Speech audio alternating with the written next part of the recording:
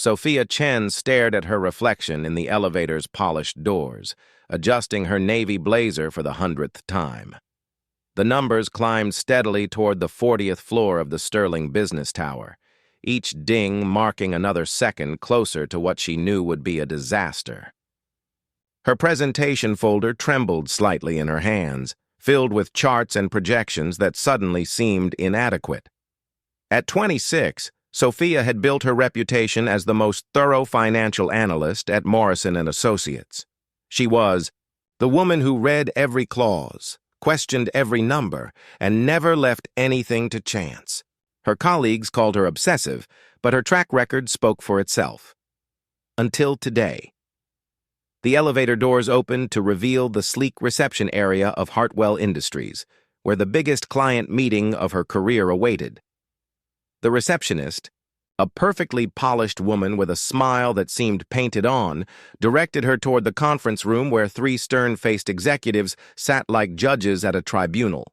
"Miss Chen, we've reviewed your preliminary analysis," said Robert Hartwell, the company's silver-haired CEO. His voice carried the weight of old money and older disappointments. "Your numbers are impressive, but your projections seem rather conservative for our expansion plans." Sophia felt her confidence wavering. She had spent 3 weeks perfecting those projections, double-checking every calculation, consulting market trends from 5 different sources. Conservative was safe. Conservative was smart. Conservative was also apparently not what Hartwell Industries wanted to hear. "Sir, I believe in presenting realistic expectations rather than optimistic fantasies," she replied, her voice steadier than she felt. "The market data suggests that aggressive expansion in the current economic climate could result in significant losses." The second executive, a woman with sharp eyes and an even sharper suit, leaned forward. "Miss Chen, we're not looking for someone to tell us what we can't do. We need a financial advisor who believes in growth, in taking calculated risks. Perhaps Morrison & Associates isn't the right fit for our vision." The words hit Sophia like a physical blow. 6 months of work, countless late nights, and the biggest commission of her career were slipping away because she had done exactly what she always did, played it safe. She watched helplessly as the Abba executives exchanged glances that clearly said the meeting was over. "We'll be in touch," Hartwell said, standing up with the kind of finality that meant they definitely would not be in touch. Sophia gathered her materials with as much dignity as she could manage, but inside, she felt like her carefully constructed professional world was crumbling. The elevator ride down seemed to last forever, each floor marking another level of her failure. The unlikely encounter. The Sterling Business Tower's lobby bar was exactly the kind of place Sophia normally avoided. All dim lighting, expensive whiskey, and people making deals that could change lives with a handshake. But after the disaster upstairs, she needed somewhere to process what had just happened before facing Emma Martinez, her best friend and co-worker, who would be waiting to hear about the triumph that had turned into catastrophe. She found a corner table and ordered something strong enough to numb the sting of rejection. The bartender, a kind-eyed man who had probably seen his share of business disasters, poured her a double without being asked. "Rough day," she murmured to herself, pulling out her phone to delay the inevitable call to Emma. 3 missed messages. Were already waiting, each one increasingly excited about the huge news Sophia was supposed to be sharing.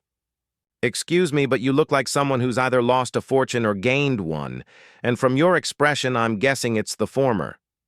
Sophia looked up to find herself face to face with a man who seemed to have stepped out of a magazine advertisement for expensive watches.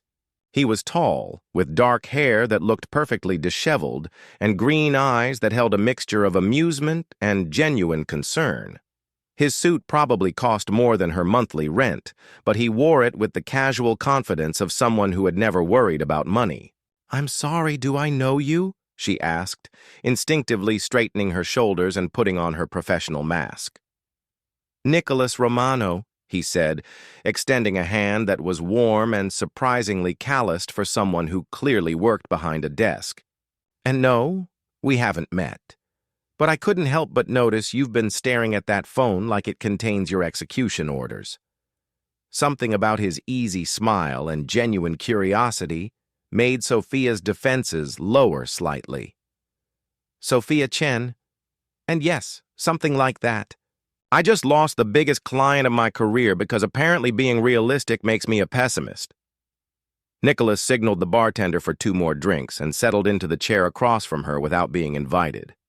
Normally, Sophia would have been annoyed by such presumption, but there was something about his presence that felt more comforting than intrusive. "Hartwell Industries," he said, and it wasn't a question. Sophia's eyes widened. "How did you know that?" "I saw you coming out of the elevator looking like someone had just told you Santa Claus wasn't real. Plus, I know Robert Hartwell's reputation. He's the kind of man who thinks any projection under 30% growth is a personal insult." "You know him personally?" Sophia asked, curious despite herself. Nicholas laughed, a sound that seemed to fill the space between them with warmth. "You could say that. He's been trying to poach me for his board of directors for the past 2 years. Apparently, young tech billionaires make good window dressing for traditional companies trying to prove they're innovative." The words tech billionaire hit Sophia like a splash of cold water. She had heard of Nicholas Romano. Everyone in the business world had. Romano Tech Solutions had revolutionized cloud computing and made him one of the youngest self-made billionaires in the country. The fact that he was sitting across from her, buying her drinks and acting like a normal person, seemed surreal. "So you're the Nicholas Romano," she said, feeling foolish for not recognizing him immediately. "Guilty as charged," he replied with a grin that suggested he was used to that reaction. "But right now, I'm just a guy who thinks Robert Hartwell is an idiot for letting someone with your reputation walk away. The unusual business." Proposal Sophia felt her cheeks warm at the compliment, but her analytical mind was already wondering about his motives. "How do you know about my reputation? We've never met." Nicholas leaned back in his chair, studying her with an intensity that made her nervous. "I make it my business to know the best financial minds in the city. Your work on the Meridian merger last year was brilliant. You found discrepancies that could have cost them millions." The fact that he knew about her work on a relatively small deal surprised her. Most people in his position wouldn't bother with the details of middle-tier acquisitions. "That was just doing my job," she said, but couldn't help feeling pleased that her work had been noticed at that level. "See, that's what I mean," Nicholas said, his voice taking on a more serious tone. "You don't just do your job. You do it better than anyone else, which is exactly what I need right now." Something in his tone made Sophia pay closer attention. "What do you mean?" Nicholas was quiet for a moment, seeming to weigh his words carefully. When he spoke again, his casual demeanor had shifted into something more businesslike. "I have a proposition for you, Sophia. It's unconventional, probably crazy, and definitely not something you'd find in any business school textbook." "I'm listening," she said, though part of her wondered if she should be walking away instead. "I need a fiancé," he said simply, as if he were discussing the weather. Sophia blinked, certain she had misheard. "I'm sorry, what?" "Not a real one," Nicholas clarified quickly, though his eyes held a hint of something that might have been disappointment. "I need someone to play the part. There's a family business deal I'm trying to close, and the patriarch is old-school traditional. He believes unmarried men lack stability and commitment. According to my sources, he's specifically looking for proof that potential partners have settled down before he'll consider any serious business relationships." The absurdity of the situation almost made Sophia laugh. Almost. "So, you want to hire an actress?" "No," Nicholas said, leaning forward with sudden intensity. "I want to hire you. Think about it. You're brilliant, professional, and you understand business better than most people in this city. Plus, after today, I'm guessing you could use the kind of connections that come with being associated with Romano Tech." Sophia's mind was reeling. The offer was insane, unprofessional, and potentially career-ending if it went wrong. It was also, she had to admit, exactly the kind of opportunity that could open doors she had never imagined walking through. What exactly would this arrangement involve? She heard herself asking, though she couldn't believe the words were coming out of her mouth. Nicholas pulled out his phone and showed her a photo of a distinguished elderly man with kind eyes and a warm smile. Antonio Restrepo. He owns Restrepo Holdings, a family business empire that spans everything from real estate to international shipping. He's looking for a tech partner to modernize his operations, and I want that partnership. But he's made it clear that he only does business with family men, people he believes share his values of commitment and stability. And you think pretending to be engaged will convince him you're a family man? Sophia asked, her professional skepticism warring with her curiosity. I think it will get me in the door, Nicholas replied. Once I'm there, I can prove that Romano Tech is the right choice based on merit. But without that initial trust, he won't even take my calls. Sophia took a sip of her drink, buying time, to process what she was hearing. What would I get out of this arrangement? Aside from generous financial compensation? Nicholas asked. Access to a level of business connections you've probably only dreamed about. Introductions to clients who don't think conservative projections are character flaws. The kind of reputation boost that could make you the most sought-after financial analyst in the city. It was tempting, more tempting than she wanted to admit. But Sophia had built her career on being careful, on thinking through every angle and planning for every contingency. I need details, she said finally. Contract terms, duration, expectations, legal protections. I don't make decisions based on handshake deals and promises. Nicholas smiled, and for the first time since he'd sat down, it reached his eyes completely. I wouldn't expect anything less from you. Give me your email address and I'll have a preliminary contract drafted by tomorrow morning. We can negotiate terms that protect both our interests. As Sophia gave him her contact information, she couldn't shake the feeling that she was standing at the edge of a cliff, about to jump into something that would change everything. The smart thing would be to walk away, to go home and figure out how to rebuild her career the safe, traditional way.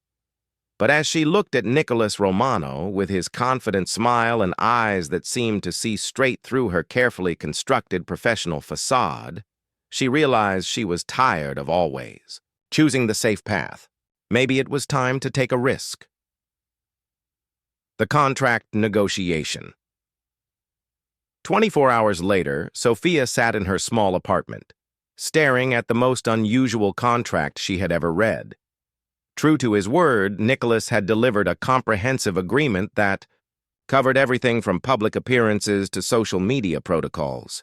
The legal language was precise, the terms were generous, and every clause was designed to protect both parties from potential complications. Her phone buzzed with a text from Emma. Lunch in an hour. I want to hear everything about the Hartwell disaster and your mysterious evening plans. Sophia smiled despite her anxiety. Emma Martinez had been her closest friend since their first day at Morrison & Associates, and she was one of the few people who could read Sophia's moods like an open book. There would be no hiding the fact that something major was happening, but explaining what that something was would be a challenge. The contract terms were straightforward enough. 6 weeks of public appearances as Nicholas Romano's fiancée, with specific requirements for social events, business functions, and family gatherings. The financial compensation was more than she made in 6 months at her current job, with bonuses for particularly convincing performances at key events. What surprised her was the level of detail Nicholas had included about boundaries and expectations. He had clearly thought through the potential complications of their arrangement and had built in protections for both their professional reputations and personal privacy. It was, ironically, exactly the kind of thorough planning she would have done herself. Her laptop chimed with an incoming video call from Nicholas. She accepted it, and his face appeared on her screen, looking more serious than he had the night before. Have you had a chance to review the contract? He asked without preamble. I have, Sophia replied, pulling up the document on her screen. It's thorough, fair, and professionally drafted. My only concern is the clause about family events. How exactly do you plan to explain my sudden appearance to your family? Nicholas ran a hand through his hair, a gesture that seemed unconscious, but somehow made him look more human and less like a polished businessman. That's actually the most important part of this whole arrangement. My grandmother is coming to town next week for my birthday, and she's been increasingly vocal about my need to settle down and give her great-grandchildren. If I can convince her that I'm serious about someone, it will go a long way toward convincing Antonio Restrepo that I'm the kind of man he wants to do business with. Your grandmother doesn't know about the business angle, Sophia guessed. God, no, Nicholas said, laughing despite the seriousness of their conversation. Clara Romano is 83 years old and sharp as a blade. She can spot a lie from 3 counties away. If we're going to fool her, it has to be convincing on every level. The challenge of the deception was starting to become clear to Sophia. This wasn't just about showing up to a few business events and playing the part of a supportive partner. They would need to create a believable relationship history, develop genuine chemistry, and maintain their cover under the scrutiny of people who knew Nicholas well. I'll need background information, she said, her analytical mind already working, through the logistics, personal details, relationship preferences, family dynamics. If I'm going to convince your grandmother that we're in love, I need to know you well enough to make it believable. Done. Nicholas agreed immediately. I'll put together a comprehensive briefing document. But Sophia, there's something else we need to discuss. The serious tone in his voice made her straighten up. What is it? The success of this arrangement depends on chemistry, on people believing that we're genuinely attracted to each other. That means there might be situations where we need to be physically affectionate in public. Nothing inappropriate, he added, quickly. But hand-holding, casual touches, maybe even kissing if the situation calls for it. Sophia felt her cheeks grow warm.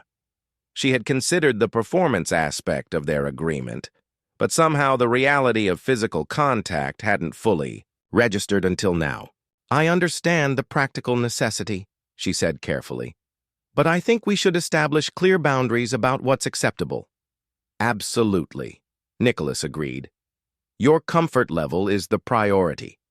We can add specific clauses about physical contact to the contract, and we should probably practice a bit so it looks natural when we're in public.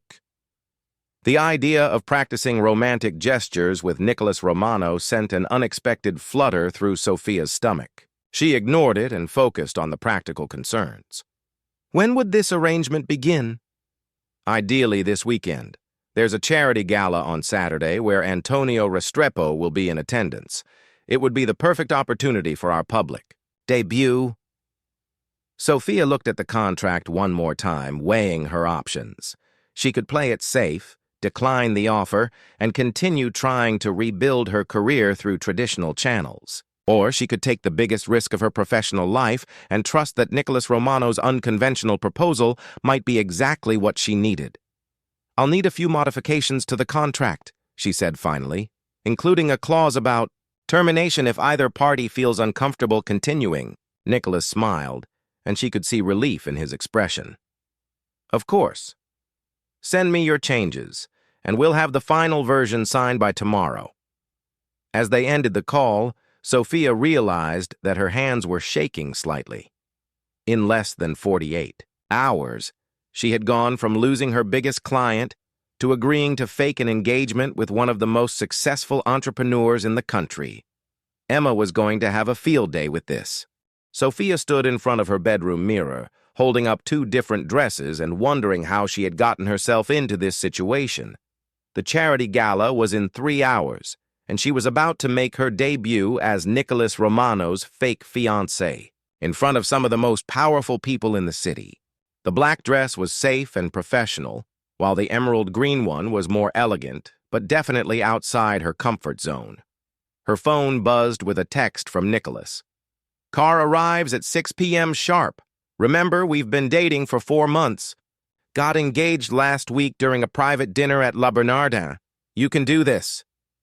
The confidence in his message helped calm her nerves slightly, but the reality of what they were about to do still felt overwhelming.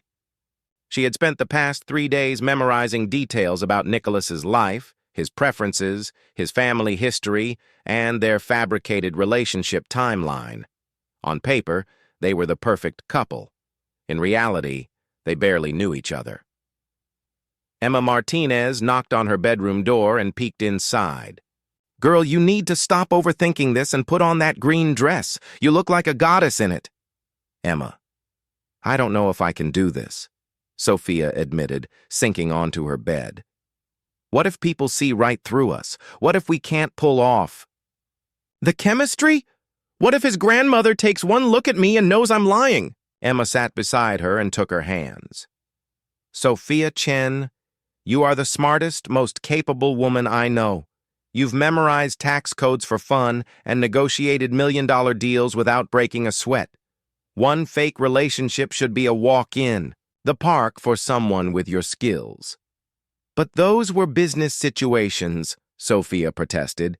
This is about emotions, about convincing people we're in love when we're basically strangers. Then stop thinking of it as acting, Emma said with a gentle smile. Think of it as the most important business presentation of your life. You're selling a product, your relationship, to a very specific client base. Use your analytical skills to read the room, adapt to the situation, and deliver what your audience wants to see. The reframing helped more than Sophia expected. She was good at reading people, at understanding what they needed to hear and how to present information in the most compelling way.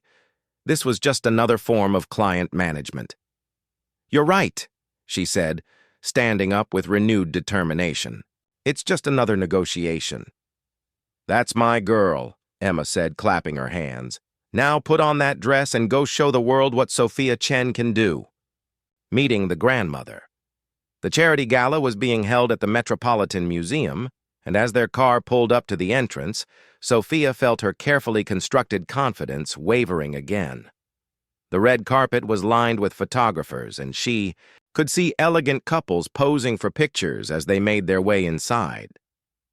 Remember, Nicholas said, taking her hand as they prepared to exit the car, we're madly in love, completely comfortable with each other, and you think my terrible jokes are hilarious. Your jokes are terrible, Sophia replied, surprised by how natural the banter felt. See? You're a natural at this, Nicholas said, squeezing her hand. Ready to meet my grandmother? Before Sophia could answer, their door was opened by a valet, and they stepped out into the controlled chaos of a high society event. Nicholas immediately slipped his arm around her waist, and Sophia was surprised by how right it felt to have his solid presence beside her. They made their way through the crowd, Nicholas introducing her to various business associates and society figures. Sophia found herself falling into the role more easily than expected, smiling warmly at the right moments, asking thoughtful questions about people's work and interests, and playing the part of the supportive partner who was genuinely proud of her successful fiancé. Nicholas, darling. The voice cut through the ambient noise like a silver bell, and Sophia turned to see an elegant elderly woman approaching them. Clara Romano was smaller than Sophia had expected, but she moved with the kind of grace that commanded attention. Her silver hair was perfectly styled, her dress was clearly designer, and her eyes were sharp with intelligence and curiosity. Grandmother, Nicholas said, his whole demeanor softening as he leaned down to kiss her cheek. You look beautiful, as always. And you look like you're trying to butter me up before introducing me to this young woman, Clara replied, but her tone was warm with affection. She turned to Sophia with an evaluating gaze that seemed to see straight through to her soul. Grandmother, I'd like you to meet Sophia Chen, Nicholas said, placing a protective hand on Sophia's back. Sophia, this is my grandmother, Clara Romano. Sophia extended her hand with what she hoped was the right combination of confidence and respect. Mrs. Romano, it's such a pleasure to meet you. Nicholas has told me so many wonderful things about you. Has he now? Clara said, accepting the handshake with a grip that was surprisingly firm. And what exactly has my grandson told you about his poor old grandmother? That you taught him everything he knows about negotiation by making him earn his allowance through increasingly complex chores, Sophia replied, remembering one of the personal details Nicholas had shared.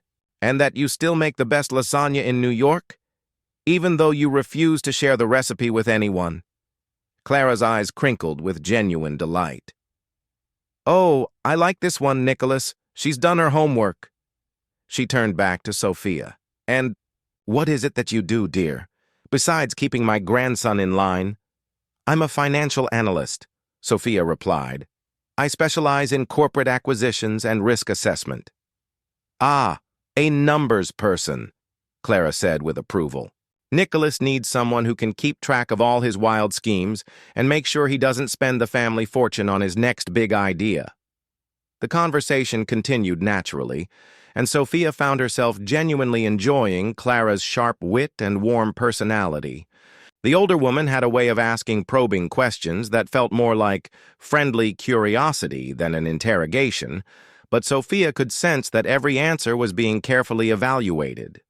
Tell me, Sophia, Clara said as they moved toward their table.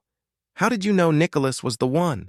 I've watched this boy go through more girlfriends than I can count, and none of them seemed to really understand him. This was the moment Sophia had been dreading, the emotional core of their fabricated relationship. She felt Nicholas tense slightly beside her and knew that their entire arrangement could fall apart if she couldn't sell this answer convincingly. She looked at Nicholas, letting herself really see him for a moment. The way he listened intently when other people spoke, how his eyes lit up when he talked about his work, the gentle way he had treated her throughout the evening. The words came easier than she expected. He makes me want to take risks, she said softly. I've always been the careful one, the person who reads every clause and plans for every contingency. But Nicholas makes me feel like maybe the best things in life are worth jumping for, even when you can't see the net. The answer was truthful, in a way that surprised her. Looking at Nicholas's face, she could see that her words had affected him too. There was something in his expression that went beyond their carefully rehearsed performance. Clara was quiet for a moment, studying them, both. Then she smiled, a warm, genuine expression that transformed her entire face. Well then, I can see why he proposed so quickly. Sometimes when you find the right person, waiting just seems foolish. Complications arise. The rest of the gala proceeded, smoothly, with Sophia and Nicholas working together like a well-rehearsed team. They danced together during the charity auction, their movements surprisingly synchronized, despite never having practiced together. When Nicholas bid successfully on a weekend getaway to the Hamptons, Sophia played her part perfectly, looking thrilled and giving him a spontaneous kiss that earned approving smiles from the surrounding tables. It was during the cocktail hour, after dinner, that things began to get complicated. Sophia? Sophia Chen, is that really you? The voice made Sophia's blood run cold. She turned to find David Park approaching their group, looking exactly the same as he had 2 years ago when he had broken her heart by choosing a job opportunity in London over their relationship. David, she managed, trying to keep her voice steady. What are you doing here? I'm back in the city, he said, his eyes taking in her elegant dress and the obvious wealth of her surroundings. Started working for Harrison Financial last month. I had no idea you moved in these circles now. Nicholas stepped closer to Sophia, his hand finding the small of her back in a gesture that was both protective and possessive. I don't believe we've been introduced, he said, extending his other hand to David. Nicholas Romano. David's eyes widened in recognition. The Nicholas Romano? Wow, Sophia, you've certainly moved up in the world since we broke up. The comment stung, and Sophia felt Nicholas's hand tighten slightly against her back. "David and I dated briefly a few years ago," she explained, trying to keep her tone casual. "Before he decided that career opportunities were more important than relationships." "Sometimes we make choices we regret," David said, his gaze lingering on Sophia in a way that made her uncomfortable. "I've been thinking a lot about what I gave up when I left." Well, fortunately, Sophia found someone who knows a good thing when he sees it, Nicholas said smoothly, but there was steel beneath his polite tone. "We're engaged, actually." David's face fell. "Engaged? When did this happen?" "Last week," Sophia replied, lifting her left hand to show off the stunning engagement ring that Nicholas had provided as part of their arrangement. It was a beautiful piece, elegant and sophisticated, and wearing it had started to feel natural. "Congratulations," David said, but his tone suggested he was anything but happy about the news. "I hope you'll be very happy together." As David walked away, Sophia felt some of the evening's magic deflate. Seeing her ex-boyfriend had brought back memories of heartbreak and abandonment that she had worked hard to put behind her.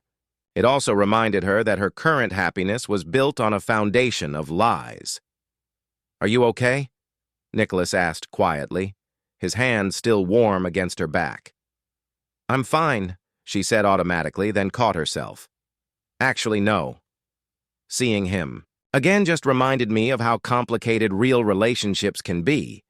This fake one is starting to feel almost too easy by comparison. Nicholas was quiet for a moment, studying her face. "Maybe it feels easy because we're compatible in ways that go beyond our business arrangement." Before Sophia could respond to that loaded statement, they were interrupted by the arrival of another complication. "Nicholas Romano, you sly devil!" The voice belonged to Rebecca Stone, a sharp-eyed woman in her 40s who Sophia recognized from business magazines as the CEO of Stone Holdings, one of Romano Tech's biggest competitors. She approached them with a predatory smile that immediately put Sophia on guard. "Rebecca," Nicholas said carefully, "I didn't realize you'd be here tonight." "Oh, I wouldn't miss it," Rebecca replied, her gaze moving between Nicholas and Sophia, with obvious calculation. "Especially when I heard rumors about Romano Tech's mysterious new romantic development. You've been keeping secrets, Nicholas." "Just maintaining some privacy," Nicholas replied smoothly. "Rebecca Stone, meet my fiancée, Sophia Chen." Rebecca's handshake was firm and assessing. "Charmed, I'm sure. And what is it you do, Sophia?" "I'm a financial analyst," Sophia replied, instinctively straightening her shoulders under the other woman's scrutiny. "How interesting," Rebecca said. "And how long have you two been together? It seems like such a whirlwind romance." There was something in her tone that suggested she knew more than she was letting on. Sophia felt Nicholas tense beside her and realized that Rebecca Stone represented a very real threat to their carefully constructed facade. "Sometimes when you meet the right person, timing becomes irrelevant," Sophia said, moving closer to Nicholas and taking his hand. "We knew pretty quickly that we had something special." "How romantic," Rebecca said, but her smile didn't reach her eyes. "Well, I'll let you two lovebirds get back to your evening. Congratulations on your engagement. I'm sure it will be very beneficial for both of you." As Rebecca walked away, Sophia felt a chill that had nothing to do with the museum's air conditioning. "She suspects something, doesn't she?" "Rebecca has built her career on finding people's weaknesses and exploiting them," Nicholas said grimly. "If she thinks our relationship might affect a business deal, she'll dig until she finds something to use against us." The evening that had started with such promise was beginning to feel like a minefield. Between David's unexpected appearance and Rebecca's suspicious questions, their carefully planned debut was becoming more complicated than either of them had anticipated. But as Nicholas led her onto the dance floor for one final dance, Sophia found herself focusing not on the potential dangers, but on the surprising comfort of being in his arms. The way they moved together felt natural, as if they had been dancing together for years instead of hours. "Whatever happens with Rebecca, Stone, or anyone else," Nicholas murmured as they swayed to the music, "I want you to know that tonight has been more enjoyable than I expected. You've been incredible, Sophia." Looking up into his eyes, Sophia felt something shift between them. The line between performance and reality was becoming increasingly blurred, and she wasn't sure if that was a good thing or a disaster waiting to happen. "Nicholas," she began, but he shook his head gently. "Let's not overthink this right now," he said softly. "Let's just enjoy the moment while we can." As the music played and they held each other close, Sophia realized that their fake engagement was becoming dangerously real in all the ways that mattered most. The question was, what were they going to do about it? The morning after. The next morning, Sophia woke up in her apartment with a mix of elation and anxiety coursing through her veins. The gala had been a success by any measure. Clara Romano seemed to genuinely like her. Antonio Restrepo had approached Nicholas about a business meeting, and their performance as a couple had been convincing enough to fool a room full of sophisticated observers. But the complications were mounting. David's return to the city, Rebecca Stone's suspicious questions, and most dangerously, the growing attraction she felt toward Nicholas were all threatening to derail their carefully planned arrangement. Her phone buzzed with a text from Nicholas. "Coffee in an hour? We need to debrief about last night and plan our next moves. Also, my grandmother wants to have lunch with you this week. Hope you're ready for round 2. Sophia smiled despite her concerns. Clara Romano had been a delightful surprise. Sharp, funny, and genuinely caring about her grandson's happiness. The thought of spending more time with her was actually appealing, which was another sign that this fake relationship was becoming more real than she had bargained for. As she got ready to meet Nicholas, Sophia couldn't shake the feeling that she was standing at a crossroads. The smart thing would be to maintain professional distance, keep their arrangement strictly business, and protect her heart from the inevitable disappointment when their contract expired. But as she remembered the way Nicholas had looked at her during their last dance, the protective way he had handled David's reappearance, and the genuine warmth in his voice when he spoke about her to his grandmother, Sophia realized that protecting her heart might already be impossible. The fake engagement that had started as a business transaction was becoming something much more complicated, and she wasn't sure any of them were prepared for what came next. 3 weeks into their fake engagement, Sophia's carefully organized life had become a beautiful chaos. Her apartment now held fresh flowers that Nicholas sent twice a week. Her calendar was filled with social events she never would have attended before, and her phone buzzed constantly with messages from her fake fiancé that made her smile at the most inappropriate times during business meetings. She was reviewing quarterly reports at her desk when Emma burst through her office door, holding her tablet like a weapon. "Sophia, we need to talk, now." The tone in Emma's voice made Sophia's stomach drop. "What's wrong?" Emma placed the tablet on Sophia's desk, and the screen showed a gossip blog article with the headline, "Fake Romance," or "Business Deal. Romano Tech's convenient engagement under investigation." Sophia's hands trembled as she read the article. Someone had leaked details about their contract, including specific clauses about public appearances and financial compensation. The writer hadn't named their source, but the information was detailed enough to be devastating. "Rebecca Stone," Sophia whispered, recognizing the businesswoman's ruthless tactics. "She must have hired a private investigator." "This is bad, Sophia." "Really bad," Emma said, sinking into the chair across from her desk. "If this story gains traction, it could destroy both your careers. Nicholas's business deals will fall apart, and your reputation as a financial analyst will be ruined." Sophia's phone rang before she could respond. Nicholas's name appeared on the screen, and she answered with shaking hands. "Sophia, I'm assuming you've seen the article." His voice was tight with controlled anger. "We need to meet immediately. My office, 20 minutes. Nicholas, I'm so sorry. This is all my fault. If I hadn't suggested such detailed contract terms— Stop, he interrupted firmly. This isn't your fault.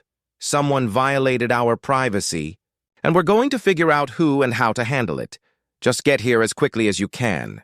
Crisis Management Romano Tech's headquarters occupied 3 floors of a gleaming downtown skyscraper, and Sophia had never felt more out of place as she rode the elevator to Nicholas's executive suite. She had visited twice before for their relationship coaching sessions. But today, the familiar space felt charged with tension and uncertainty. Nicholas was pacing behind his desk when she arrived, his usually perfect hair disheveled from running his hands through it. His business partner, James Fletcher, sat in one of the leather chairs, looking grim as he scrolled through his phone. "It's spreading," James announced without looking up.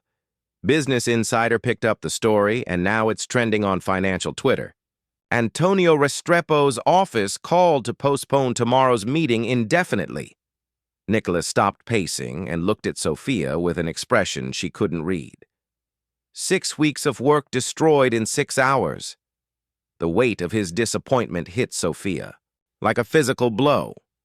She had agreed to help him secure the biggest business deal of his career, and instead, she had become the reason it fell apart. "I should go," she said quietly.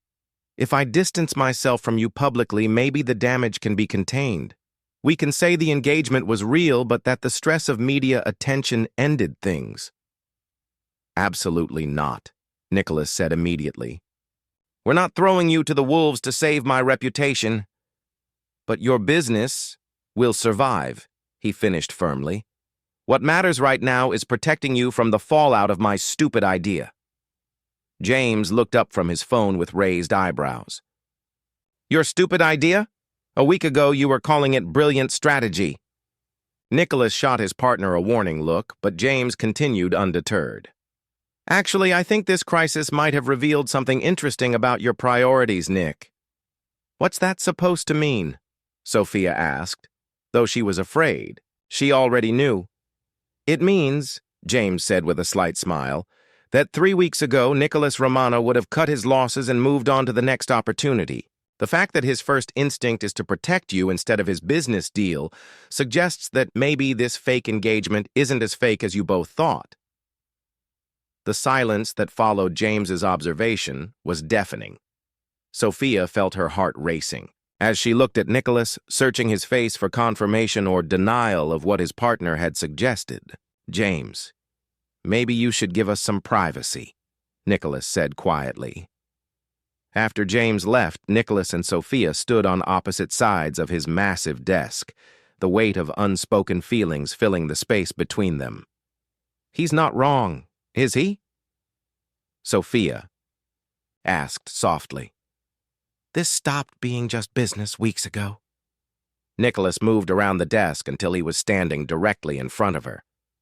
"For me, it stopped being business the night we danced at the gala, maybe even before that." "Nicholas, I know this complicates everything," he continued, his voice becoming more intense. "I know it makes the contract meaningless and our situation impossible, but I can't pretend anymore that what I feel for you is just acting." Sophia felt tears prick her eyes. "Do you have any idea how terrifying this is for me? I don't do spontaneous. I don't do unplanned. I especially don't do falling for someone I'm supposed to be helping in a business arrangement." "Then maybe it's time to tear up the contract," Nicholas said, reaching for her hands. "Maybe it's time to find out what happens when we stop pretending and start being real." Before Sophia could respond, Nicholas's office door burst open, and Clara Romano swept in like an elegant force of nature. "Nicholas Antonio Romano, what is this nonsense I'm reading about fake engagements and business contracts?" "Family secrets." Revealed Clara's timing couldn't have been worse, but as Sophia looked at the older woman's expression, she realized that Nicholas's grandmother wasn't angry. She was amused. "Grandmother, I can explain," Nicholas began. "Oh, I'm—" "Sure you can," Clara interrupted, settling herself gracefully in one of the office chairs. But first, I think it's time I shared a little family history that might put this whole situation in perspective. Sophia and Nicholas exchanged confused looks as Clara opened her elegant handbag and withdrew a manila envelope. Your grandfather, may he rest in peace, was the most stubborn, proud man who ever lived, Clara began. When I met him, he was a struggling businessman trying to secure a loan to expand his restaurant. I was the banker's daughter he was supposed to charm into convincing her father to approve his application. Grandmother, what does this have to do with everything, dear boy? Clara said, pulling a faded contract from the envelope. Because what started as a business arrangement, complete with specific terms about courting behavior and social appearances, became the greatest love story of my generation. Sophia stared at the document in Clara's hands. It was written in formal legal language, but the essence was unmistakably familiar. A contract outlining the terms of a fake courtship designed to secure business advantages. You and grandfather had a fake relationship too? Nicholas asked, his voice filled with astonishment. For exactly 6 weeks, Clara confirmed with a mischievous smile, until we realized that the feelings we were pretending to have had become completely real. He tore up our contract on the day he proposed for real, and we were married for 57 wonderful years. The implications of Clara's revelation hit Sophia like a tidal wave. Nicholas's grandmother hadn't been fooled by their performance at all. She had recognized it because she had lived through the same experience decades earlier. You knew, Sophia said. The whole time you knew we were pretending. My dear girl, I could spot a business arrangement masquerading as romance from across a crowded room, Clara replied warmly. But what I also recognized was the way you two looked at each other when you thought no one was watching. That kind of chemistry can't be faked, no matter how good the acting. Nicholas sat down heavily in his desk chair. So, our elaborate deception was pointless because you saw right through it from the beginning? Not pointless at all, Clara corrected. It gave you both the excuse to spend time together and discover what I suspected from the moment I met Sophia, that you're perfectly matched in all the ways that matter. But the business deal is ruined, Sophia protested. Antonio Restrepo will never work with Nicholas now. Clara's smile became positively radiant. Oh, I think you'll find that Antonio is more understanding about matters of the heart than you might expect, especially when he learns that the Romano family has a tradition of love disguised as business arrangements. What do you mean? Nicholas asked. I mean that Antonio Restrepo was your grandfather's business partner for 30 years, and he was the best man at our wedding, Clara explained. He knows the whole story about how we met, and he's been hoping for years that one of his grandsons would find love the same way. The room fell silent as the implications sank in. Their carefully planned deception had been transparent to the very people they were trying to fool, but instead of being a disaster, it had accidentally recreated a family love story that spanned generations. So what happens now? Sophia asked, feeling overwhelmed by the emotional whiplash of the past hour. Now, Clara said, standing up and smoothing her skirt, you two stop overthinking everything and decide whether you want to continue this relationship because you have to or because you want to. The choice that changes everything. After Clara left, promising to handle the media situation with her characteristic efficiency, Sophia and Nicholas found themselves alone again, with the weight of their newfound honesty hanging between them. This is crazy, Sophia said, sitting down on Nicholas's office couch. 6 weeks ago, I was a single financial analyst whose biggest risk was ordering a different coffee flavor. Now I'm fake engaged to a billionaire, emotionally invested in a relationship that started as a lie and somehow part of a family love. Story that spans 3 generations. Nicholas joined her on the couch, maintaining a careful distance that felt both respectful and heartbreaking. We could walk away right now, he offered quietly. Chalk it up to an interesting experience and go back to our normal lives. Is that what you want? Sophia asked, though she was afraid of the answer. "What I want," Nicholas said, turning to face her fully, "is to take you on a real date, not a business appearance or a family obligation, but an actual date where we get to know each other without any contracts or expectations. I want to find out if what we feel is real when it's just us, without the pressure of performing for anyone else." The simplicity of his request was both touching and terrifying. "And if we discover that the chemistry was just good acting, then we'll have learned something valuable about ourselves," Nicholas replied. "But if we don't try, we'll spend the rest of our lives wondering what might have been." Sophia thought about all the careful plans that had brought her to this moment. The failed presentation that led to their meeting, the meticulous contract that had given them an excuse to spend time together, the fake engagement that had revealed real feelings. Maybe the most important decisions in life couldn't be planned or analyzed. Maybe they required the kind of leap of faith she had been avoiding her entire career. "Okay," she said finally. "Let's go on a real date." Nicholas's smile was brighter than any she had seen from him during their weeks of pretending. "Really?" "Really," Sophia confirmed, feeling a mixture of terror and exhilaration that was becoming familiar. "But I have one condition." "Name it." "No contracts this time," she said, laughing at the irony. "If we're going to do this, we do it without terms and conditions and exit clauses. Just two people figuring out if they want to build something real together." "Deal," Nicholas said, extending his hand for a shake that immediately transformed into something more intimate as their fingers intertwined. 6 months later. The small Italian restaurant was nothing like the elegant venues where Sophia and Nicholas had performed their fake relationship. It was cozy, unpretentious, and filled with the kind of authentic warmth that couldn't be purchased or arranged. They sat across from each other at a corner table, sharing a bottle of wine and discussing everything from Nicholas's latest business venture to Sophia's decision to start her own financial consulting firm.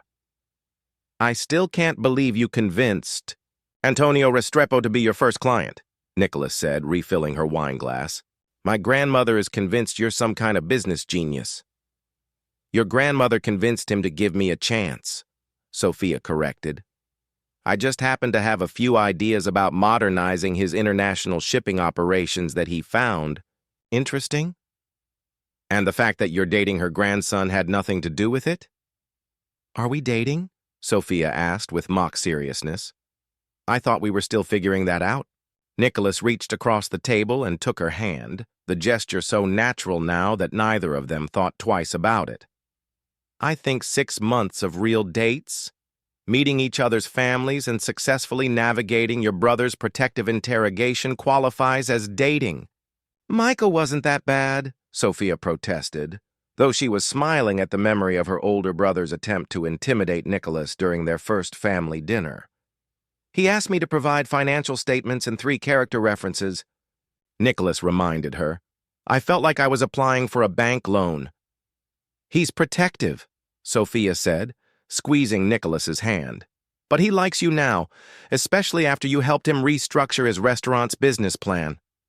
Their conversation was interrupted by the arrival of their dessert, a single piece of tiramisu with 2 forks, which had become their tradition at this particular restaurant. "I have something for you," Nicholas said, reaching into his jacket. "Pocket." Sophia's heart jumped, remembering another time he had reached into a pocket and produced a contract that changed her life. "Nicholas, if that's another business proposal—" "It's not," he said quickly, pulling out a small wrapped package. "It's just something I saw that reminded me of you." Inside the box was a delicate silver bracelet with a tiny charm shaped like a contract scroll. It was elegant, thoughtful, and perfectly representative of their unique beginning. "It's beautiful," Sophia said softly as Nicholas fastened it around her wrist. "And completely ridiculous." "Just like us," Nicholas agreed, leaning across the table to kiss her softly. As they walked home together through the city streets, Sophia reflected on the journey that had brought them to this point. The fake engagement that had nearly destroyed both their careers had ultimately led to something more real and valuable than any business deal. They had learned that the best relationships weren't built on carefully negotiated terms, but on the willingness to be vulnerable with someone who saw past your professional facade to the person underneath. "Penny for your thoughts?" Nicholas said as they stopped in front of her apartment building. "I was just thinking about contracts," Sophia replied, "about how I spent my whole career believing that the most important things in life could be planned and controlled and protected with the right legal language. And now? Now I think the most important things are the ones that happen when you're brave enough to tear up the contract and trust your heart instead." Nicholas smiled and pulled her into his arms. "Does this mean you're ready to make this official? Not with papers and signatures, but with the kind of commitment that doesn't need legal documentation?" Sophia looked up at the man who had turned her orderly life upside down in the best possible way. "I love you, Nicholas Romano. Not because of any contract or business arrangement, but because you make me want to be braver than I ever thought possible." "I love you too, Sophia Chen," he replied, his voice filled with the kind of certainty that couldn't be questioned or analyzed. "And I promise to spend the rest of my life proving that some deals are worth making without any safety nets."